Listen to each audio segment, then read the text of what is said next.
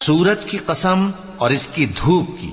اور چاند کی جب وہ اس کے پیچھے چلے، اور دن کی جب وہ اسے روشن کر دے، اور رات کی جب وہ اسے چھپا لے،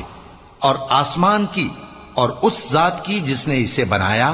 اور زمین کی اور اس ذات کی جس نے اسے پھیلایا، اور نفس انسانی کی اور اس کی جس نے اسے درست کر کے بنایا۔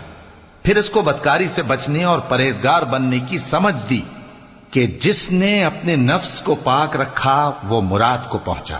اور جس نے اسے خاک میں ملایا وہ نامراد رہا۔ قوم سمود نے اپنی سرکشی کے سبب پیغمبر کو جھٹلایا۔ جب ان میں سے ایک نہایت بدبخت اٹھا تو اللہ کے پیغمبر صالح نے ان سے کہا کہ اللہ کی اونٹنی اور اس کے پانی پینے کی باری سے خبردار رہو، مگر انہوں نے پیغمبر کو جھٹلایا۔